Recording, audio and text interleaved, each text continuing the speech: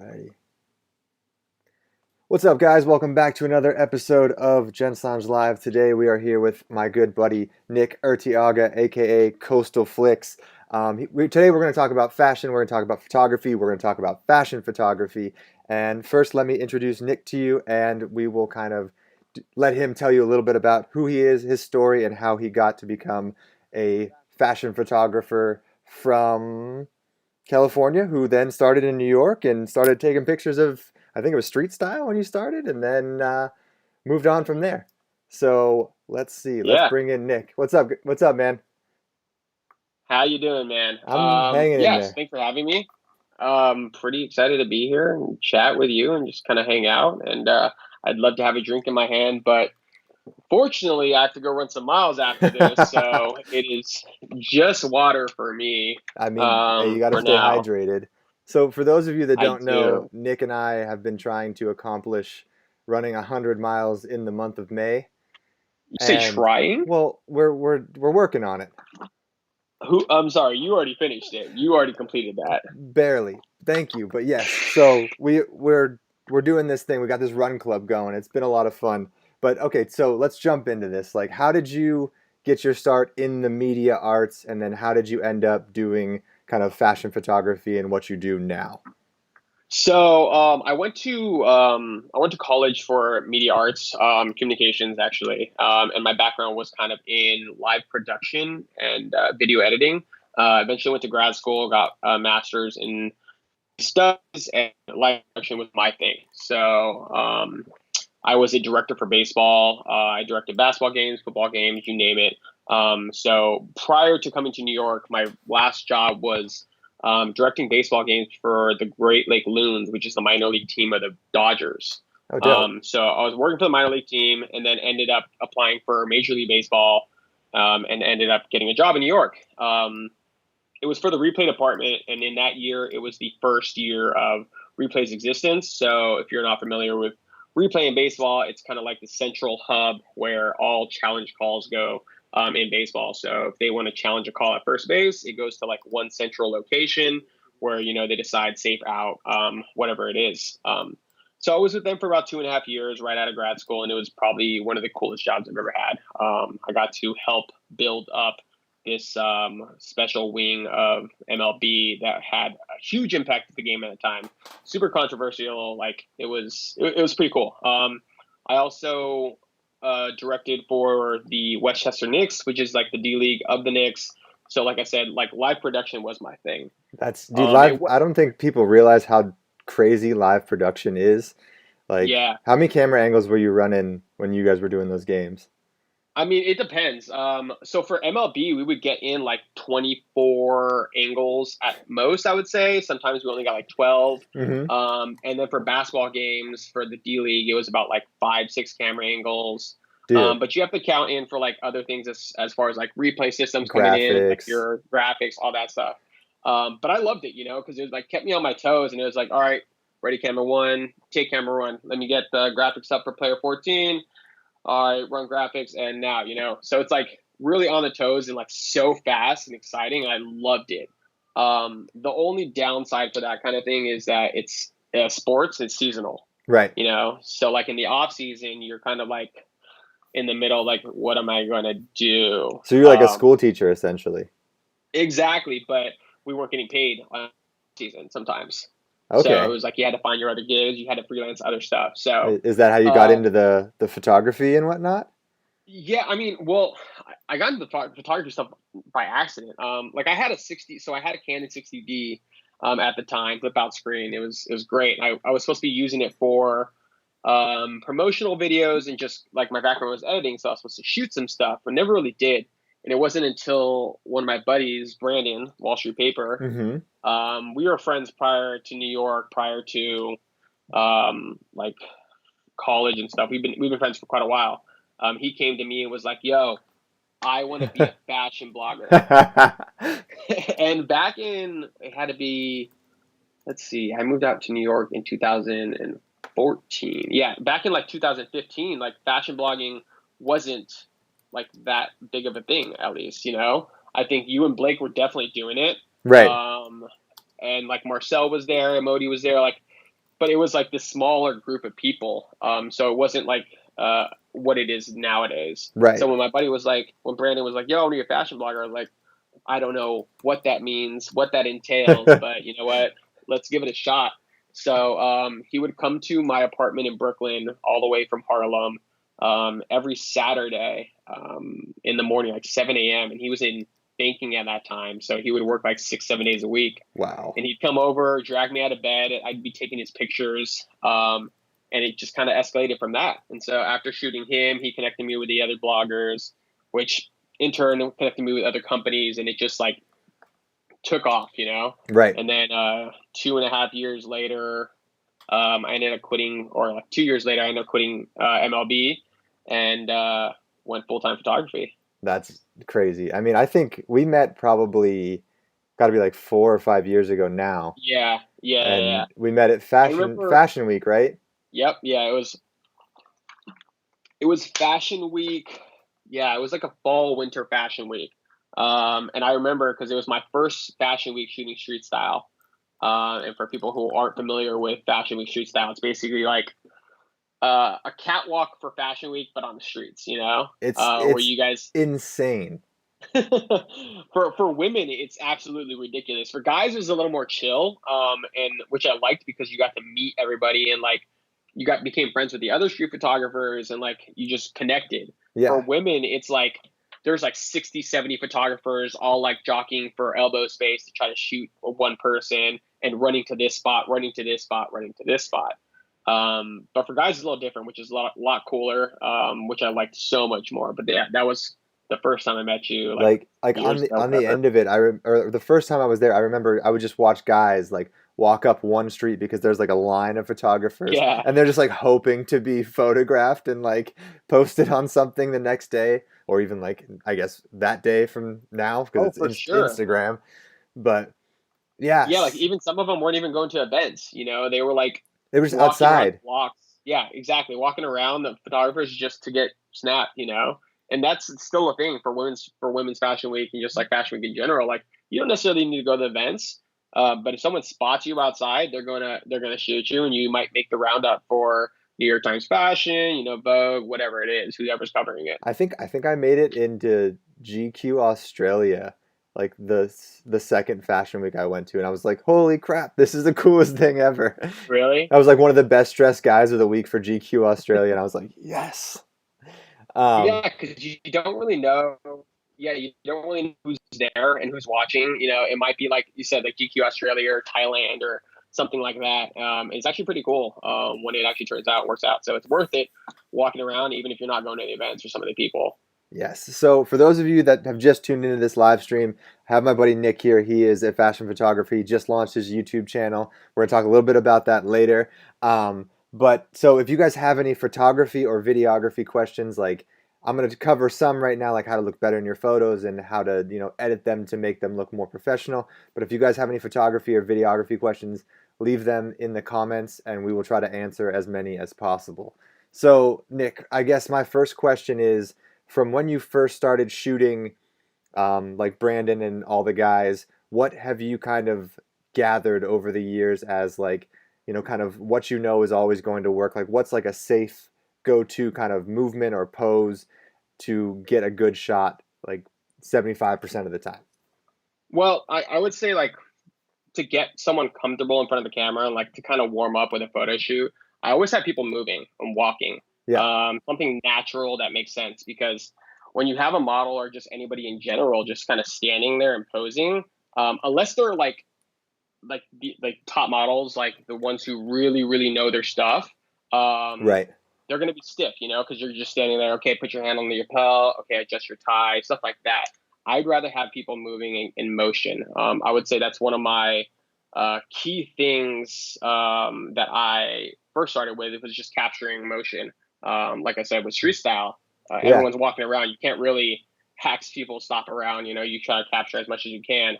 So I try to get people walking around as much as possible and kind of moving, especially because sometimes you capture something during a movement, whether natural or natural, that is just so cool and so sick that it's like it's kind of an accident, but it was kind of intentional because you had them do that movement, you No, know? you're like exact like, and I think like especially with clothes and fashion, they look Hmm. better in motion. Yeah, Like yeah. when you just have like a clothes, unless it's like a certain like stylized photo shoot, you Yeah. like clothes look better when you're moving in them, like jumping around or doing some sort of Hmm. action, because you get like that, some pulling in some areas, and like it just looks real.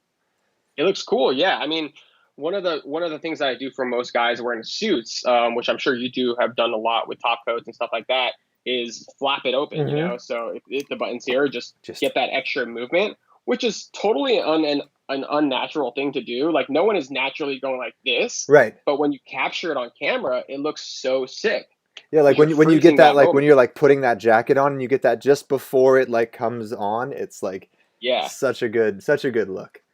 Exactly. Yeah. So like you said, any kind of motion is just kind of it's really cool because you're freezing a moment that is so fast. And like I said, just freezing that moment. So I always try to do movement is kind of my thing, and it kind of like I said loosens people up Well, to start a photo shoot or something. we got a couple questions coming in, but one Yeah. tip that I've found, if you want a more natural looking walking photo, like 50% of the time is walk backwards. Backwards. Yeah. Yep. Dude, it Yeah. because you don't lift your feet up as high, so it looks better. Because sometimes Yeah. you end up looking like a toy soldier or something with one foot like way straight out. Yeah. But okay, so questions. Let's go with this one's probably a good one to start with. What is a good camera to start with? Like what would you have any recommendations? Yeah. So like I said, I started with a Canon 60D, which I would say is kind of middle market camera. Yeah. I know a lot of people start with like Canon T4, T3s, that stuff. Personally, and it's hard for me to say because I am a Canon guy, Hmm. but Sony has just been killing the game with everything. So if you exactly, like I have a Sony for video, but they've just done so well on the photo and video front, combining those two Yeah. in this small camera that is just so good. So usually when someone's starting out, I suggest a Sony like 6000 or 6300. Yes. It's a great starting camera, and does a whole lot of stuff. When And you then can from there, start once buying good you lenses too. exactly, because once you figure that out, you can upgrade to the A7s, A7Rs, and like the sky's the limit. And Right. it's really not that expensive in the grand scheme of cameras and like equipment. Right. So I would say like an early stage Sony is probably like something that I would suggest for someone starting out.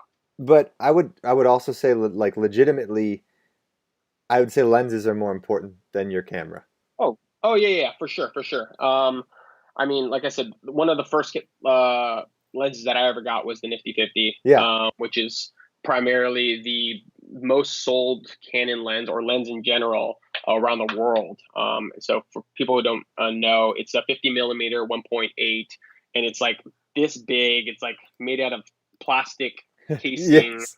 and it's like 125 bucks. And if you get a Canon and throw that thing on and drop it down to 1.8 and take a picture, like that just changes your game for pictures right off the bat. Because most kit lenses are 2.8, 3.5, 4.6. Right. Like you're not getting that nice creamy feel when you drop below two. So that Nifty 50 is huge. So yeah, like you said, I would get a really great camera, or like a good basic camera from Sony, but get a nice prime lens to start out with, and it'll change your entire setup. Yo, 100%. So moving on to lenses, we got what's your go-to lens? My go-to lens, I would say it's pretty tough because I feel like each lens that I have is a different emotion. It's Right. a different feel. What do you So find depending yourself what I'm using the most? easy 85. Yeah. My Oh, 85 Jesus. 1.4. Yeah. Yeah. So I have my lens case. I have a 20-40-70. I have a 35, a 50, and 85. And those are all Sigma Art lenses. Yeah. I love Sigma Art lenses. Like I love the Canon L series lenses, obviously the top notch, but I think the Sigma Art lenses are better. Someone can disagree, but the 85 millimeter Sigma Art lens is my go-to baby. It's one thing I dislike about it is that it's so big and Yeah. chunky that it really puts a lot of weight on the camera. But the look I get just doesn't compare to anything. You drop it, it's so fast, it's so clear, clean. That is my go-to lens for sure. Yes. I mean, I completely agree with you. And I Yeah. will also agree with you that Canon takes better photos than Sony. Yeah. Yeah. I mean, It's a different photo, but it's different. Yeah. like it sounds so stupid, but Sony looks like so good that it looks fake. Like it Yeah. looks like robotic. Yeah. I mean, for me, the difference between Canon and Sony and mirrorless cameras in general is, like I said, I started on Canon, so the feel of a shutter or a mirror Right. dropping is what I like. I like that feel. Yeah. With a mirrorless camera, you don't get that. You get an electronic leaf shutter and a sound. Yeah. That's artificial. I don't like that feel. I like having a camera like a big chunky thing, maybe not so chunky, but like that feel of that mirror dropping and actual camera working. Right. No, no, no. That's the biggest thing for me. I understand that because I guess I come from more of a video background and photos are kind of secondary for me.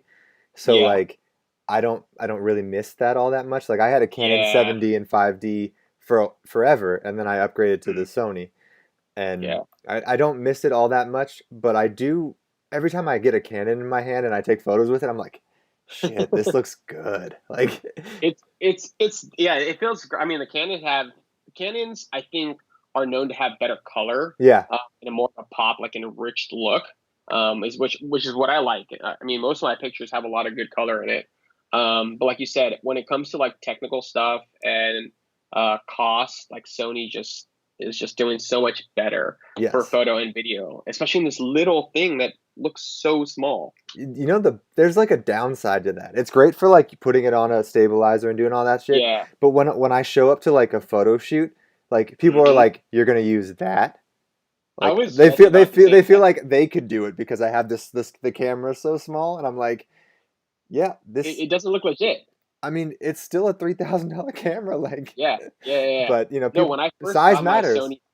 When I first got my Sony A7 II, I got it and I was like, no, no, no, no, no. So I went and bought a battery grip So it just to make looked it bigger. bigger. I was like, I have to make it look legit because it just doesn't look like I don't know, yeah. And so, yeah, like you said, downside to that for sure. All right, next question. This is actually I'm interested to know this. Do you prefer photographing men or women? Why? And why? Um, that's a good question.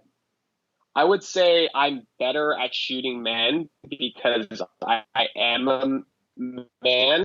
So like I know how to pose myself, like I know how guys work, how guys move and stuff like that.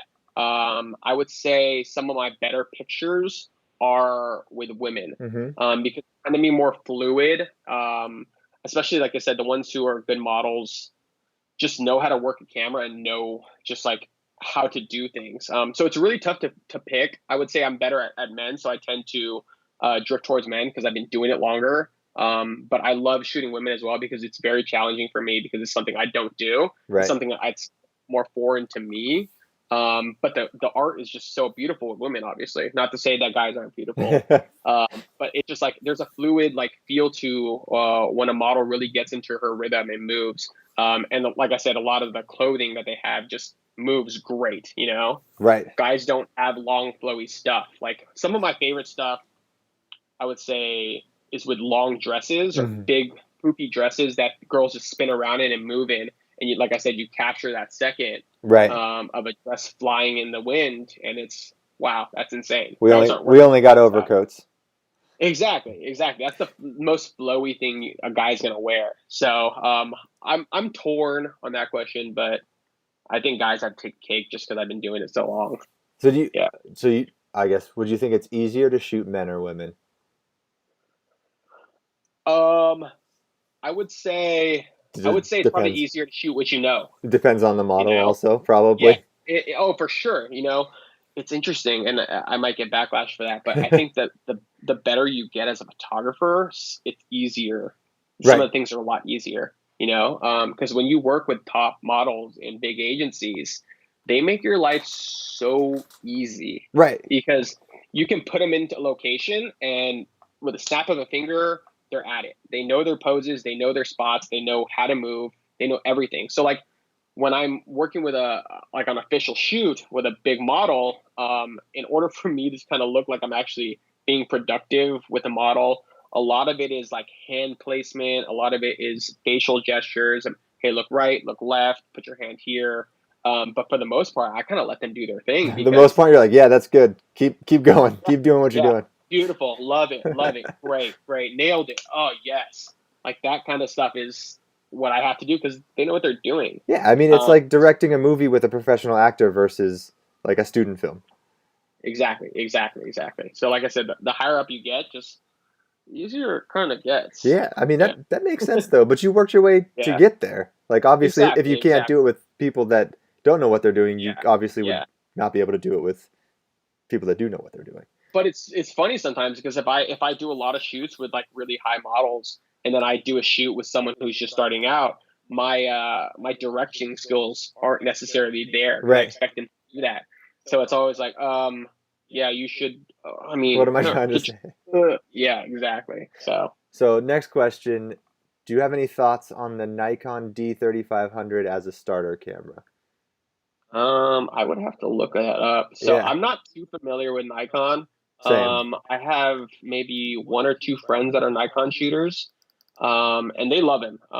Very similar to Canon, because it's not a mirrorless, and Nikon is very old school, I'd say. But let me see, D3500. I feel like this is like the original, like it's like the 760D equivalent of the Nikon range, I would think. Mm-hmm. Yeah. It looks like it. I mean, I'm looking at it here on Amazon. Get a dope prime Um, lens for that and you'll be just page. fine, I would say. Yeah, no, for sure. The one thing I do like about this camera is that the screen looks huge.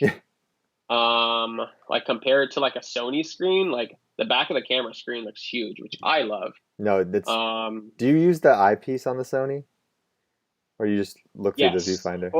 Well, it depends what I'm using. It Or depends is what it? I'm doing for. Yeah. Like most times I just use a viewfinder, but I did a bunch of Fashion Week stuff where I shot video in 120 frames, and I literally just press it up against my head to kind of stabilize it Yeah. and use the eyepiece. And it worked out great because I can see things just so much better through that, especially during the day. There you go.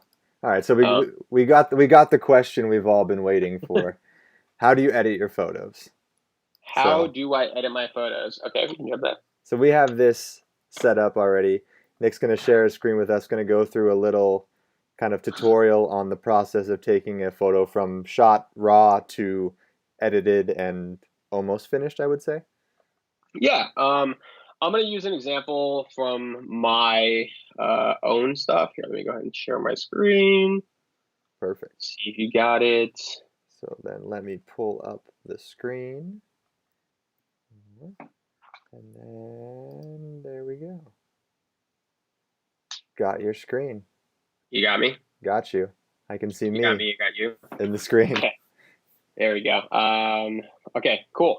So we will use a picture of me that I shot, I think, a couple weeks ago on the beach, but it's kind of the ending. And this is, hold on, I am frozen. There we go. So this is the raw image. And the first thing, so obviously I have presets, not a whole lot over here, but Right. I do have presets, but I will go ahead and kind of do it as if I'm starting from scratch. What I like to do in my images is basically flatten it out as much as possible. I don't know if everyone else does this, but this is what I like to do. So I'll drop my contrast down to 25. I'm literally flattening it out as much as I can. So I'm going to bump my whites and my highlights down. I'm going to up my shadows and my blacks and really literally flatten it out as much as I can and bring everything on an even playing field. I Interesting. also, depending on like usually sun, I'll either bump my clarity down or bump my clarity up to make it pop. So Okay. because the sun's going to be hitting me, I'm going to drop my clarity down to about 10. And then I'm going to also drop my saturation down to about 20, negative 25. And so literally like I'm making a raw image just completely flat. Now this is where I start to add things. I let my Mm-hmm. curves basically do everything for me. So I'll put about 4 spots right here, and then start to adjust away. Wow. Where it goes. Okay. So Yeah. this is like the complete opposite of my process. Yeah. So interesting. No, I'm learning a lot right now. Yeah. I mean, I don't know who taught me this or where I learned this, but this is kind of primarily what I do for the most of my stuff. So, there we go. So I probably brought my color down a little too much, so I'm going to go ahead and bring that up. But I also want to mess with my white balance. Don't love how this looks currently, so make a little cooler to start off with. Okay, so this is probably like where I'm at, like right off the bat. Right. So I'll start to go into my split toning. So I'll mess with my highlights, and like my highlights, I like to put like a cooler feel on them, and Mm-hmm. then my shadows, I'll make a warmer feel, to really accentuate some colors. Yeah. So probably about somewhere around there. And then I'll start to adjust my colors as well. I don't know what it is about me, but for blue, I like my skies to have more of a turquoise look, you Okay. know, Yeah, yeah, opposed yeah. to opposed to like a purple. Right. I bring them that way a little more. So if you see all my pictures, my sky will always have like a turquoise tint to it. And then from there, I'll start to tinker with other colors. You know, see where my colors are. Yeah. No really magenta here. There's not a lot of purple in there. Well, there is. I'll just take it out. Let's bump my blue up a little bit more. See where my greens are at. Don't really have any greens here, or my aquas. And then yellow. This will be good one. And then I want to bump my oranges back just a tiny bit. And let's see where my reds are at. Cool. So this is obviously gonna be different from what I originally did, but from there, I'm gonna up my sharpening. I bump my sharpening up pretty high actually. Yeah. So probably right to the threshold. Put my masking up, and here's where I go back and forth. My noise reduction, I either use a lot of or very little of, kind of depending on the picture So and how I what want it to is look. the I guess let's kind of take a pause real quick. Like what is Yeah, yeah. in the sharpening, like what is one, the amount of sharp, obviously the amount of sharpness is how sharp it gets, but what is the masking Yeah. then? You know what? I don't actually think I know. You just know what it I does? think I'm getting the habit of that. Oh, okay. So I think it's like the amount of sharpening that's being affected of it. So you can see it taken out here. You can see how hard it is. Sharpening is basically like, I want to say it's like adding more, obviously more definition and stuff. You can Right. see everything More here. I detail. actually don't like how zoomed in it looks. It looks terrible. The softening, the masking softens it up a little bit. And then so when I bring a noise reduction, it softens it up even more. So it usually noise reduction is going to be for skin. Okay. So you can see right off the bat right here, that noise reduction that's off, Yeah. and this is on. Okay, so it just So kind of up close, smooths it out a little bit. yeah, exactly, smooths it out a little bit. Instead of having to go into Photoshop and doing like frequency separation or whatever it is, Mm. this is kind of my quick Lightroom way of doing things. So that's literally, so from afar, you can still see some details, but when you come up with the noise reduction, it kind of softens the skin out a lot. Okay, that makes I'll total sense. also, yeah, so from there, I'll also check these off from my lens correction, which basically, like, depending on what kind of lens I'm using, like obviously for wider lenses, you get kind of a bubble, a Yeah. bubble effect. So that you usually get like a halo around your pictures. So Yeah. you can see that when I do this, it'll start to lighten up around here. Mm-hmm. When I pop this on. So not very much because it was a 50. You'll see it a lot more on a 35. So we're back on the same page Um, now. I do that on my photos. okay. Of all the things, of all the things.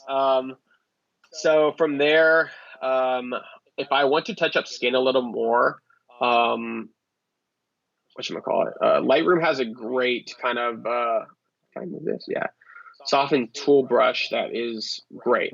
So if you go to brush, you go to soften skin. This is like drastic, Right. which I won't always do, but sometimes I will do. So I'll just literally just scrub all around the face, and it just softens it up a lot more. And then you can still end up playing with the details of that, like with the brush tool, right? Exactly. Yeah, exactly. So I don't want it all the way down like that because it's just my skin isn't that soft, and that's Right. not really what I like. Um, and also I'll bump this clear. It's basically taking all the clarity out, but this is all the way up, and this is all the way back. Yeah. So it really softens the skin. So I do this with a lot of people, especially like some of the guys who have a lot of skin, like soft skin that really brings it out even more, and the girls as well. Mm-hmm. So I'll do that as well. One thing I've been doing a lot more too that I'd say is pretty new to me at least is adding some grain. I've started to do that as well. Yeah, so I'll add grain, some size and roughness, not like a ton, but just enough to it gives it a kind of look. I'm not going for a film look. Like if I were going for a film look, I would do something very different and like Right. I would mess with, like if I was doing a film look, I'd probably do something like this. Nope, hold on.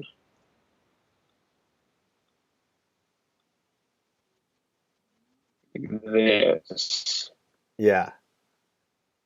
you know? Yeah. And then really bump up my grain. Something like that per se. But obviously not what I'm going for. Just the grain, I think, adds a little more dimension and a little more something to it. I don't Mm-hmm. know what it is, but I've been adding it to most of my pictures recently.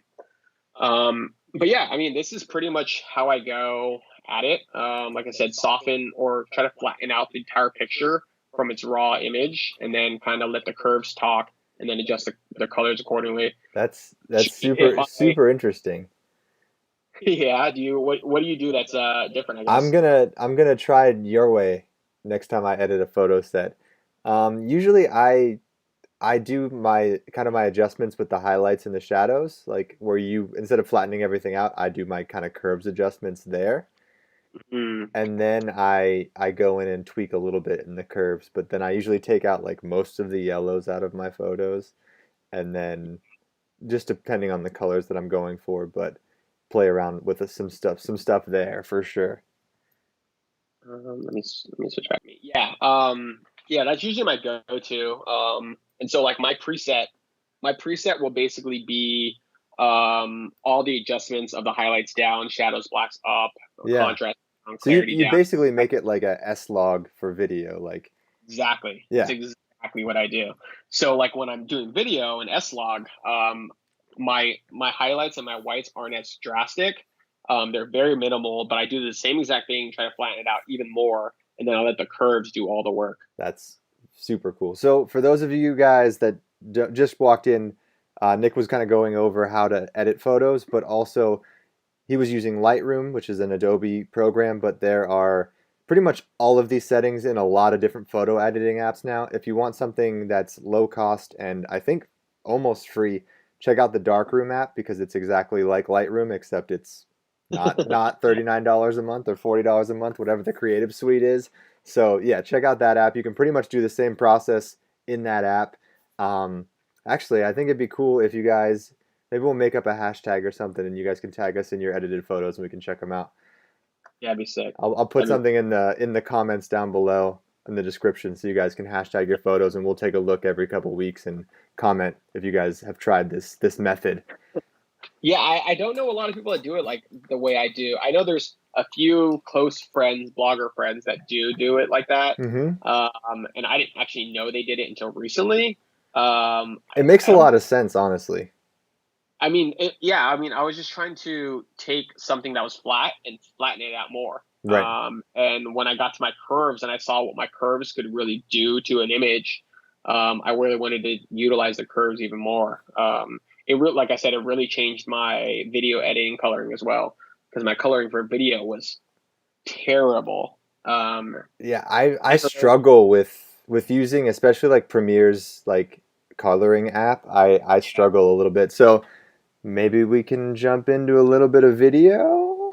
let's do it. Let's do it. Were So, there any more questions before we go into that? Or my mom asked what type of photography you like to do for fun. ooh, hi mom. Um, what kind of photography I'd like to do for fun? That is a great question. Um, the word fun in photography is interesting because I've obviously started photography because I love it, but because it's become my career, and become so repetitive with certain things, um, I go into rhythms of like falling out of love with photography, falling back in love with it.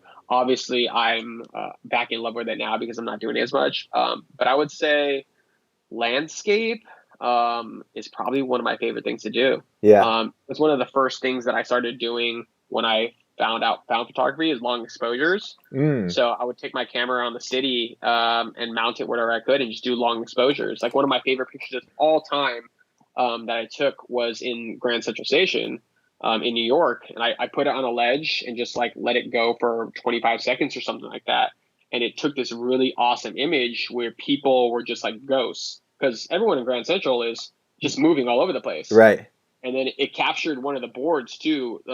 If you've ever been to Grand Central, you see the boards that change of the train stops and times and stuff. And so it caught that as well. And I was like, this is awesome. So I would say landscapes are great, and I want to do more now that I'm in California. Yeah.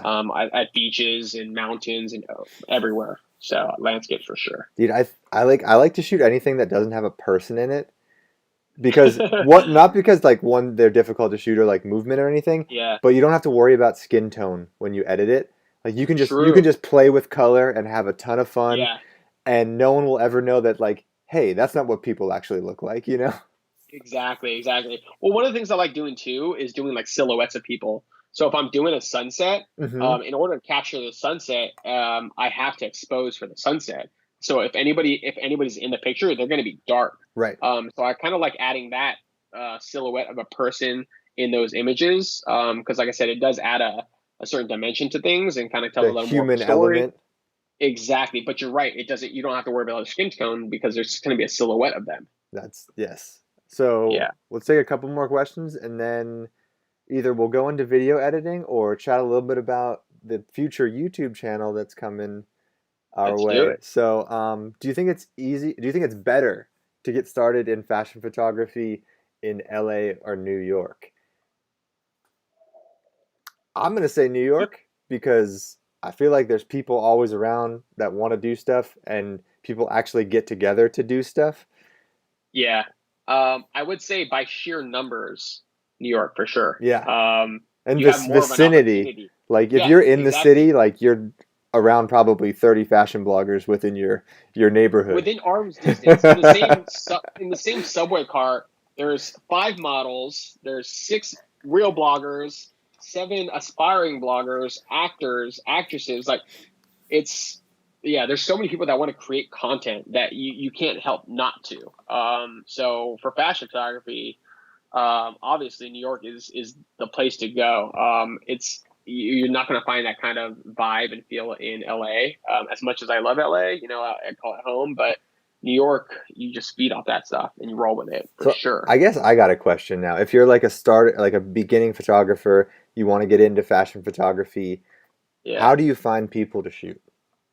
I mean, Instagram, Yeah, Instagram. just I think that's the one thing that hasn't changed in the years that I've been shooting. Like when I first started, some of the girl bloggers that I'm really good friends with now will always tell the story of how I slid into their DMs asking if I wanted to shoot.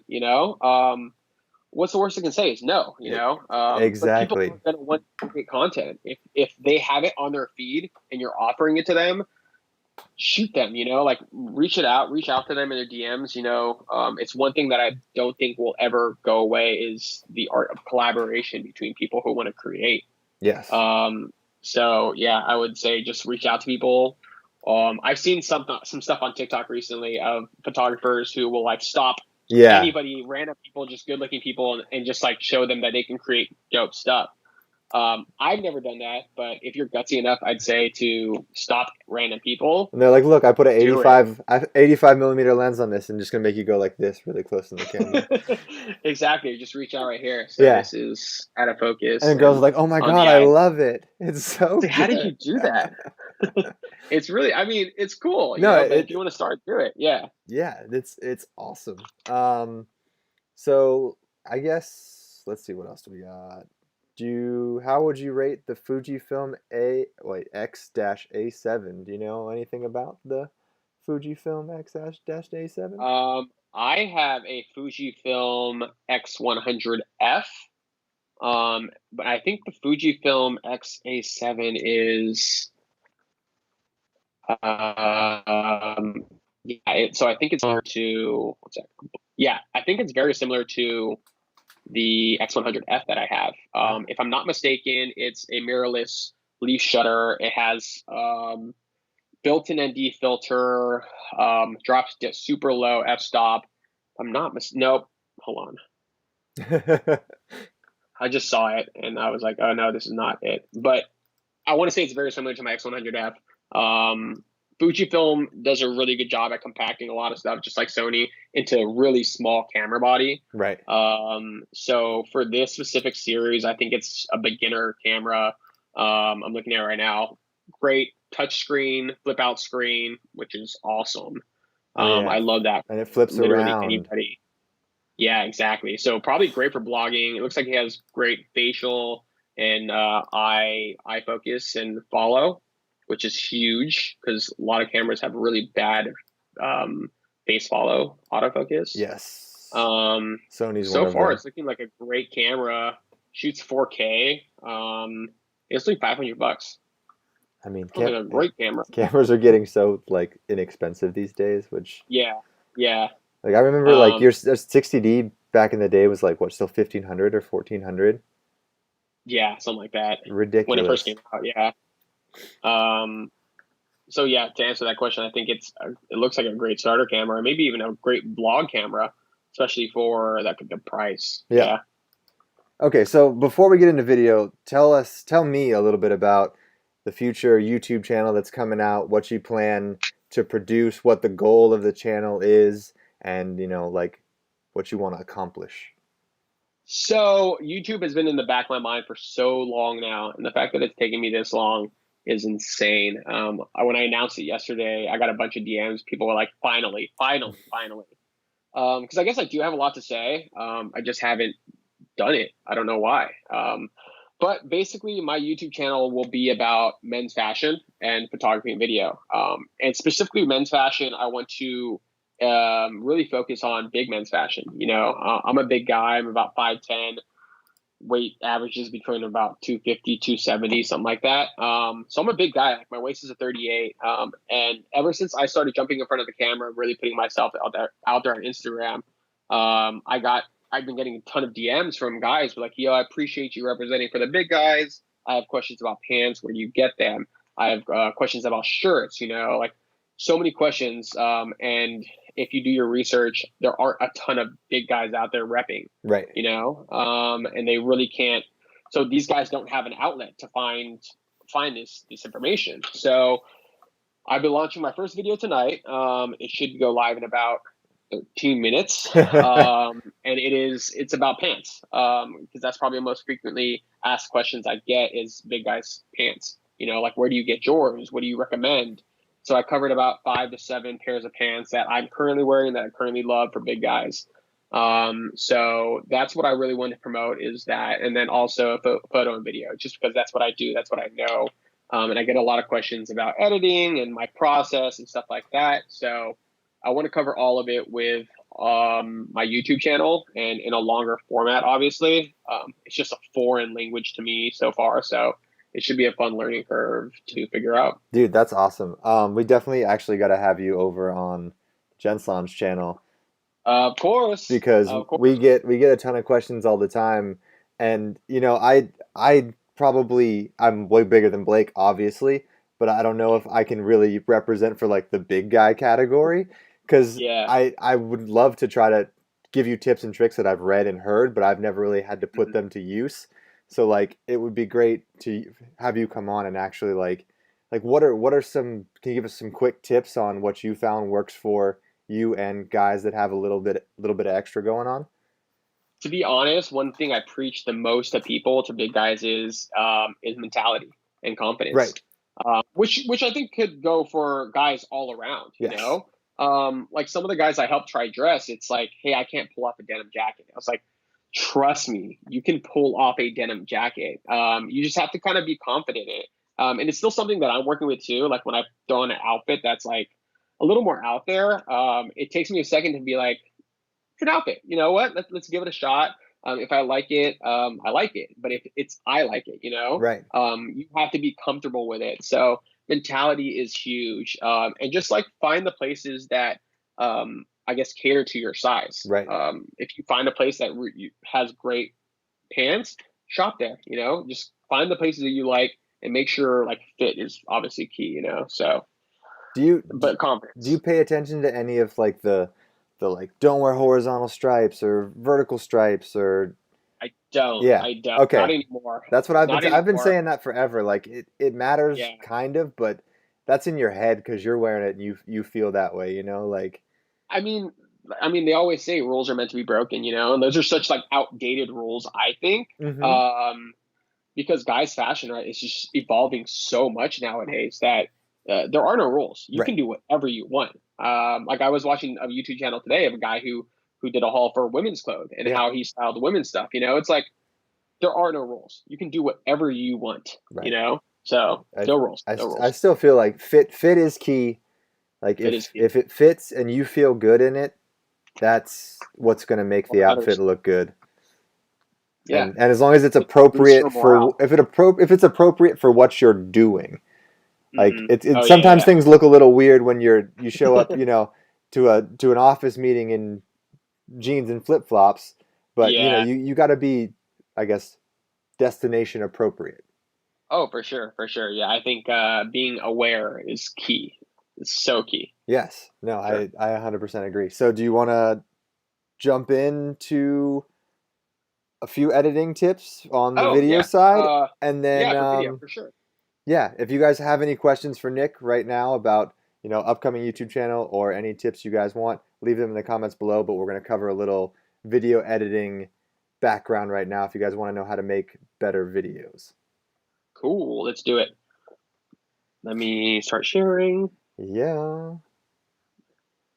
here we Okay, you got go. me. I got you. We are Okay, good.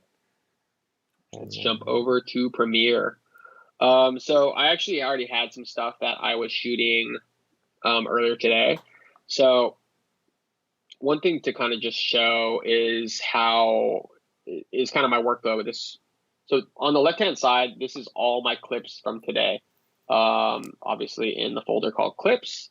So what I will do is start by subclipping, and subclipping is basically trimming the fat of a clip.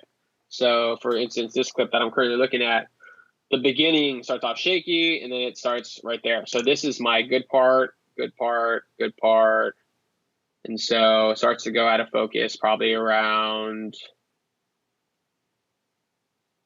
actually a really good clip, I guess. So say like right there. So this isn't a good, any of this I really don't want, and any of that I don't want. So I'm trimming that fat off of the front and the back, and I'm putting it all in one timeline. So dropping it all, make sure you name everything. Because it's just going to be helpful. And so after that, and how I start to build out an actual video is like so. I'll duplicate this timeline. Let's call it cut one. Open up cut one. Let's remove all this stuff for now. And it's called pancaking. So well, that's not what I want to do. That's still fine. It's called pancaking. So what I'll do is this is my clean timeline on the bottom and my clips on the top. So I'll put this is going to be a promo video for a boot company, obviously. So I'll throw my audio track and I will start to add clips down to what I like. So let's say this is the first clip I like. Let's add that in. Drop that down. And so you start to build out your whatchamacallit, your cut. And so I'll put what I used on the second level so I know I used it. Ah. And let's go through this. Let's see, start here. Right there. And then, so I'll start to build it out like this. You know what? I like this clip a little better. Actually, okay. And then add that. Okay, let's go here. So These are all. when you're putting when you're putting in the clips, are you paying attention to what is going on with the music track, or are you just kind of getting them in there real quick and then you'll tweak to have it kind of hit with the music afterwards? Hit with the music after. So I get all my good clips in there first, and then kind of adjust from there. Okay. So I'm sorry. Can you say that again? You kind of cut out for a second. yeah. So it's the second one. So I'll get them all in there first, and then adjust to the audio track Right after. Okay. I do this. I do the same thing. Yeah, because I mean, I'm going to. So like this is all in 120 frames a second. So I'm going to end up slowing these all down anyway. So as you can see, I push these out. Let me go after the first one. So this video is probably going to be about 15 seconds maybe. So let's just throw an out on the 15 seconds so I know. So let's start this video right here. I'm going to slow this down probably to about, let's try 40 and see what it looks like.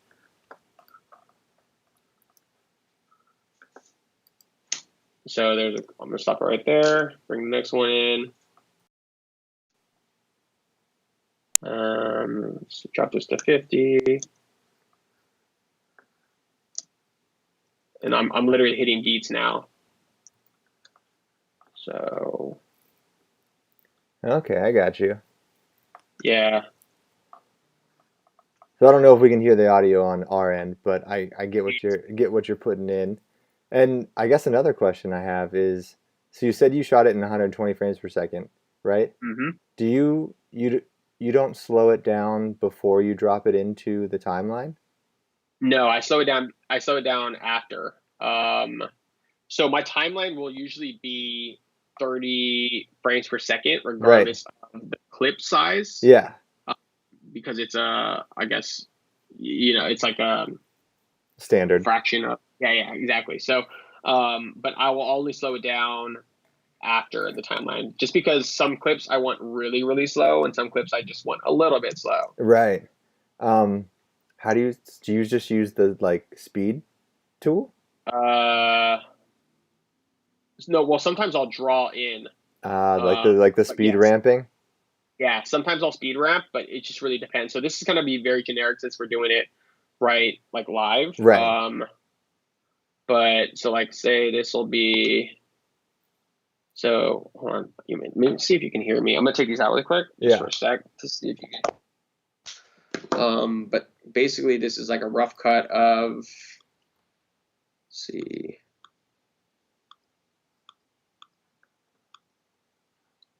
All right, let's see if you hear this. Can you hear that? I can, yes. But I cannot see the screen move, so maybe try sharing your screen with me one more time. All right, hold one sec.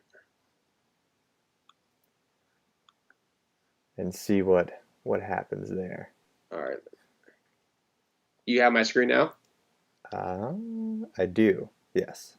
Okay, so you have the screen? Yes. Okay, so got it now? Yeah.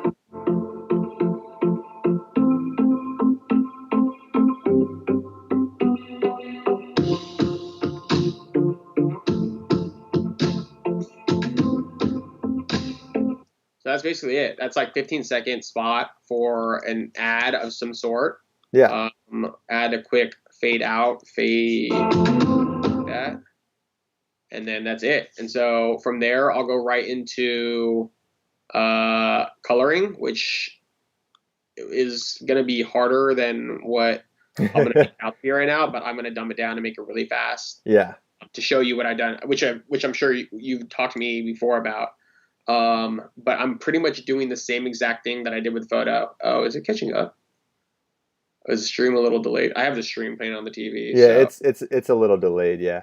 okay. But I'm going to so basically do the same exact thing. So literally drop this down, drop these down a little bit, flatten it out. It's too much. But S-Log is just so flat already Yeah. that you don't need to. I'm gonna bump my color up. My sharpening, I'm jumping. Oop, not that much. About 20, and then I'm gonna start working my curves again. Interesting. So So basically, you want to lower the blacks and kind of play it yeah, around yeah. like higher So highlights, mids, exactly and what you for video. It's a little different because your highlights can't like go against so much right. because you're gonna blow everything out. But but you as you can see, the curve is still very similar to what I was doing before. And I'm doing it on adjustment layer, so it all gets hit with the same one. So I'm going this way, and then um, Sony has kind of a natural purple tint to it. Yeah. So I tend to move back to my greens to really go at it. And then I really want some of this color to pop. So my greens I want to pop.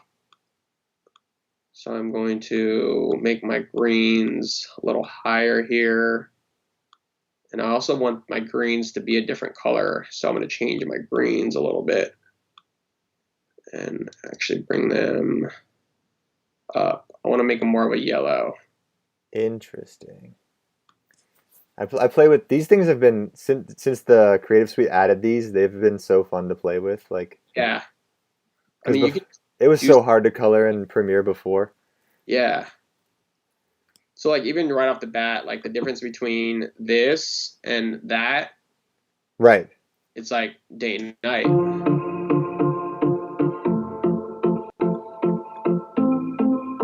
So I need to adjust those because they're different exposures, but Right. just do that really quickly and still have very similar. Oopsie, hold on one sec.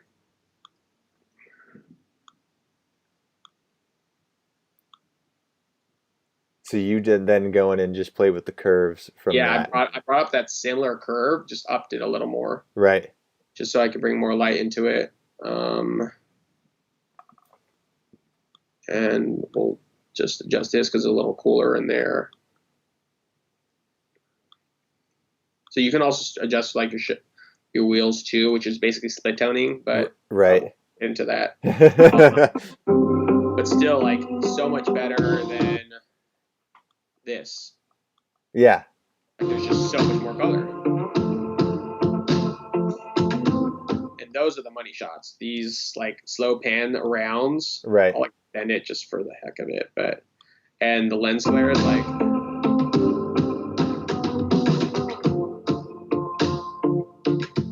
There you have Yes. it. Dude, that's dope. Should I go jump back on my headphones or you good with I mean, I can hear just fine now. We're probably all good. We're almost cool? at an hour anyways, so we Cool. can, yeah. Let's see. We got another question. Do you ever use story blocks to add to your clips? I don't actually know what story blocks are. Neither do I. Can you clarify what story blocks are? Because I haven't used them either. Let's see. Use story that your clip story blocks. Oh, I think it's just stock media. Ah. Story blocks. Story blocks is a company that sells stock. Ah, Uh, okay. yes and no. I have added story blocks or stock stuff to bigger projects that need like drone footage or like Right, uh, like New York City. stuff that I can't get, you know. But it's on them because usually stock images are going to cost something, especially like the really good stuff, Right. with all licensing and stuff. So depending on if they want to pay for it, but most of the stuff I'll get myself and add to it if it need be. It just really kind of depends on the project. I guess this would actually be pretty interesting to talk about. Do you have a source where you get like royalty for your music from? Yeah, so I pay for a yearly subscription from a company called artlist.io. Okay. And my sister will hate me for this because she works for a music licensing company, and I don't. But she does. They do have a great one. It's called APM. Ooh, shoot, APM Music. They have Oh, a now great site. your They do. sister's probably gonna hate you for that one. She might be here somewhere, so I don't know. But it's APM Music. But they do a lot of big companies, so it's sometimes tough to find royalty-free music that's cheap. Right. YouTube Audio does have a YouTube library has a free audio library that does have clips for anybody that wanted APM Music. There she goes. She just commented. YouTube does have a free audio library. It just doesn't have really good stuff. Right. I've also used Premium Beats, which Uh-huh. is a popular one. And then I forget the other ones, but I primarily use Artlist.io. I use Just because it's Epidemic Sound. Epidemic Sound. Yeah. I Um, haven't heard of that one, it's but it's it's like $14 a month, I think. yeah, that's something And similar to mine. it's like all it's like really it sounds normal, like normal music. You know how stock music Yeah, always doesn't sound like there's always like a cool intro and then they put like yeah. a xylophone in there. And I'm like, what are you Why? doing? You just Um, ruined the song. I think for mine though, I think there's more people using it because I'm starting to see it in like nationally broadcasted Right, commercials. like you know that beat. You're like, Yeah, I was like Dave and Buster's has an ad going on TV right now, and I was like, that's audio that I use for all my stuff. like Gosh, that's my beat. that's my beat. Like, Dave and Buster's, come on. So it's really tough kind of finding unique stuff, but that website that I use just has so much stuff. So No, that makes a lot of sense. So yeah, we're at an hour. We sounds got it good. done. Nailed it. You got to go run today now. Um, yeah. I'm gonna wait for it to cool down a little bit. So probably I'll go run about 8 o'clock. But yeah, I gotta lock some miles to get up to that 100. We'll get there. We'll get there. Someone is already setting the precedent. So once again, thank you for coming on. Thank you guys so much for watching this. I have links to all of Nick's stuff down below. His new YouTube video is up now. Should be. It should be up now. So click in the description below. Check out his new channel. Give him a subscribe. Comment if you came over from this live stream just to let him know you were watching on both channels. And yeah, you want to say anything to the people, Nick? Appreciate everyone for tuning in. Was really awesome kind of sharing the things that I like, things that I do, and things that I love. So if you guys have any questions, feel free to DM me, leave a comment on my YouTube channel, whatever it is, reach out. I'm all ears and will love conversation about some of this stuff. So let's chat. Yes. All right, guys. Nick, just hang out on the line, and then I'll cancel this real quick, and we can say goodbye. Cool. Sounds good. Alrighty. And